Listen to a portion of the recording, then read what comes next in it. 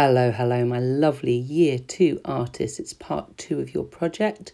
We're going to be making some beautiful papers ready to make a collage in our next lesson. And to do that, we're going to need 5 sheets of A5 paper. That's smaller than the sort of size paper we usually work with.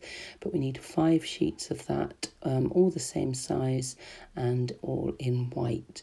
And we're going to be making 5 different papers, which is why we need 5 different sheets to begin with. And we're going to use a new technique for you called wax resist. And to do that, we need some wax, and we're going to need a wax candle. So this is a candle that Miss Lyons has cut up for you. You can still see the string in the middle there. We've just chopped up some candles to use. We're going to use other wax as well, not just the candle. We've got some white crayon. What's the use of white crayon? I hear you cry. Well, you're going to find out. We're also going to use other wax crayons as well. Lots of brightly coloured ones. We also need a paintbrush, a water pot, and some of these pots of paint. These are solid poster paints and tempera paints. These are good and they're nice bright colours. Okay, so what is wax resist? So we're going to draw on our piece of paper with some of the wax. And if I draw some lovely lines, oh, you can't see them at all. Can you see them at all? Oh, that's not very good. Okay, well, I'll try the wax crayon then. Let's try that, see if that's any better. I promise you, I am drawing lovely star shapes. Okay, well, let's try the normal coloured wax crayons. Oh, yes, we can see those. That's good, yeah. Got to get a bit of that on, that's okay. So, yeah, I don't think that's really going to work with the wax and the white. Oh, that's not so good, is it? Okay, well, let's try with some paint and see what happens. Now, I'm going to use one colour paint for each of my sheets of paper, and I want it to be nice and quite runny paint, so nice and watery for this to work. So look, I just put a bit more water in, and then, oh, hello, yes, I am seeing those lines we drew. This is wax resist, where you draw on using wax and it pushes away or resists. Resist is another word for no, I don't want it. Resists the paint. Wax resist. And isn't it a lovely technique? Doesn't it look interesting? And we can do all sorts of lovely patterns and shapes with that. And I love it with the white and the colour. So the first thing we need to do is write our names on the back of each of our pieces of paper. It's going to be very easy to get muddled up otherwise, so we definitely need our names written on before we begin. So you can just do that with a crayon on all 5. And then we're ready to start. And we're going to be taking our inspiration from Althea McNish, who was the textile artist and designer.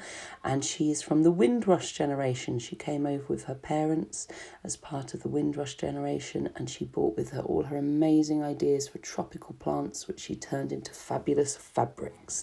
Right, let's take that inspiration and begin. So we take our first sheet of paper and we start to get some lines on, shapes on. Althea used sort of leaf shapes and circles and lines and flowers and plants and things. So just let your mind go wild, let your imagination go for it. I'm putting on some sort of plant shapes here. And remember, get lots of that white wax on as well from the candle and the crayon, as well as your colours.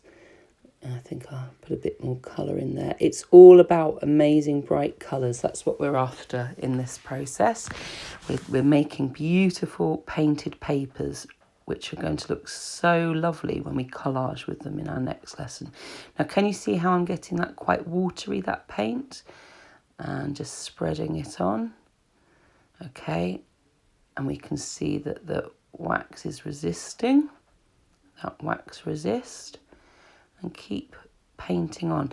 Now I want you to make sure you get right up to the edges with your paint, because I want you to be able to use all the paper, and if it's not painted up to the edges you won't be able to use all the paper.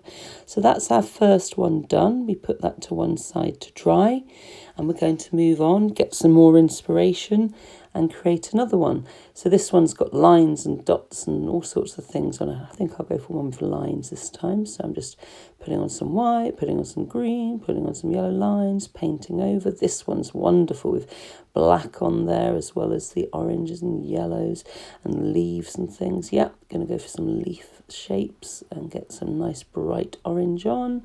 And this one I'm going to go for some sort of flower shapes. So have a look at the artist Althea McNish. Look at her work, get some inspiration. You've already seen some in your earlier lessons. Look at this one, beautiful spiky plants. And just start building up all your artwork. I want them to be each one a different colour paint. Can we see there? I've got orange, red, yellow, purple and green backgrounds. I want each one of those to have a very different feel to it, different colours, and especially each one having a different colour background.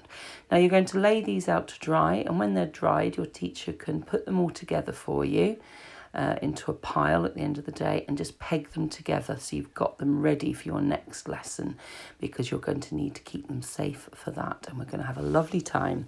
Well done everyone, bye!